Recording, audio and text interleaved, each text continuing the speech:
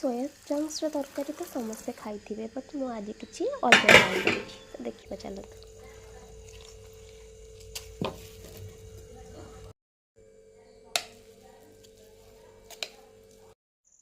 ये मु रसुण और अदा छेचुची छेची सारापर जहाँ भी सब परिबा अच्छी से सब काटनेबी।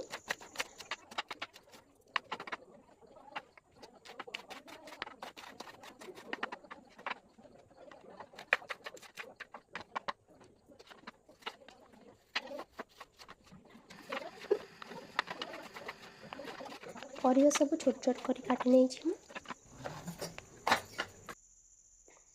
तो मोर परिबा पे कटा सरची जहाँ भी परिबा दरकार थिला सब कटा होके अच्छी। तापर मसला लुण तेल पकई सारापर जीरा पड़ला जीरा पर लंका आम जो रसुण अदा छेचिकी रखीदे से पकईदे। तो पियाज पकईवा पियाज पकई सारा पियाज टी भाजी नवा पियाज टी गोल्डन ब्राउन है पर्यंत पियाज को भाजी नवा भलसे पियाज भलसे भाजी सारापर आम तादे गाजर पकईदे।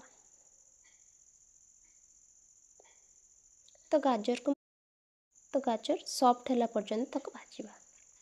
गाजर टी सॉफ्ट है कैप्सिकम पकईवा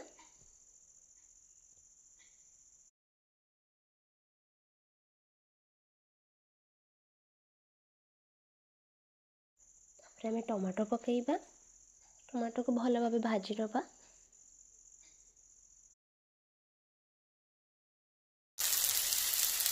एवं आम टमाटो हो जाए सोया चंक्स जो रखी से पकईदे।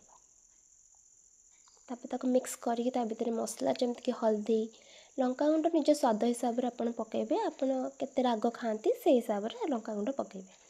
लंका गुंड पर जीरा गुंड तादरे धनिया पाउडर गरम मसला तो सबुथ टिके टिके पकई नवा। तापर मिक्स करवा लुण भी रहा लुण स्वाद हिसाब से लुण पकई सारापर मिक्स करवा।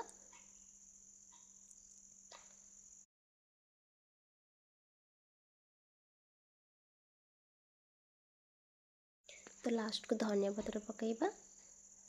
तो रेडी हो गला आमर सोया चंक्स सब्जी। तो ता सहित खाइबा भी किसी दरकार ना। तो सोया चंक्स को रुटी सहित खाइबा। तो ये मम्मी रुटी बनाऊँगी रुटी हो गला पर आम खाइबू। आपण मैंने भी बनातु घरे खातु।